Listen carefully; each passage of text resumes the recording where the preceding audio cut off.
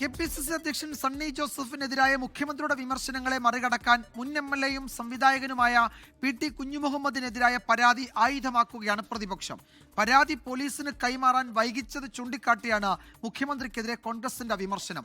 പരാതികളോട് മുഖ്യമന്ത്രിക്ക് ഇരട്ട നീതിയെന്നാണ് കോൺഗ്രസ് നേതാക്കളുടെ ആരോപണം. ലൈംഗിക പീഡന പരാതികളെ മുഖ്യമന്ത്രിയും CPIM-ഉം രാഷ്ട്രീയ താൽപര്യത്തോടെ സമീപിക്കുന്നു എന്നതിന്റെ പ്രകടമായ ഉദാഹരണമായാണ് പ്രതിപക്ഷം P.T. കുഞ്ഞുമുഹമ്മദിനെതിരായ കേസിനെ സമീപിക്കുന്നത്. രാഹുൽ മാങ്കൂട്ടത്തിനെതിരായ പരാതികൾ പരിഗണിക്കുന്നതിനിടയിൽ തന്നെയാണ് ഗുരുവായൂരിലെ മുൻ എംഎൽഎയും ചലച്ചിത്ര സംവിധായകനുമായ P.T. കുഞ്ഞുമുഹമ്മദിനെതിരായ പരാതി മുഖ്യമന്ത്രിക്ക് ലഭിക്കുന്നത്.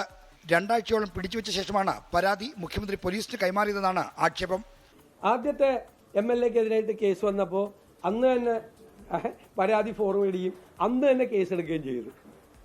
CPM സഹയാത്രികന്റെ CPM കൂടെ നിൽക്കുന്ന മുഖ്യമന്ത്രിയുടെ കൂടെ നിൽക്കുന്ന ആൾക്കെതിരായിട്ട് വിദ്യാസമ്പന്നയായ ഒരു യുവതി കൊടുത്ത കേസ് എന്തുകൊണ്ടാണ് 13 ദിവസം പൂർത്തിവെച്ചത്?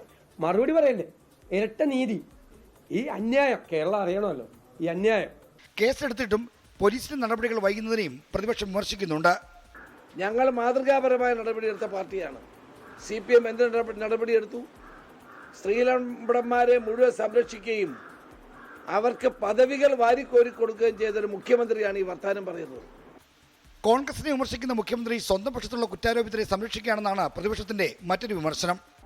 വീണ്ടും ഇത്തരത്തിൽ കുറ്റാരോപിതരായവരെ രക്ഷിക്കുന്നതിന് വേണ്ടിയിട്ടുള്ള നടപടികൾ എടുക്കുന്ന മുഖ്യമന്ത്രി ഇത്തരത്തിൽ എന്തുകൊണ്ട് P.T. കുഞ്ഞുമുഹമ്മദിനെതിരെ വന്നിട്ടുള്ള പരാതി അത് മറച്ചുവെച്ചു, എന്തുകൊണ്ട് അത് കൈമാറാൻ താമസം വരുത്തി എന്നുള്ളതിന് ഉത്തരം ജനങ്ങളുടെ മുന്നിൽ തന്നേ മതിയാവും.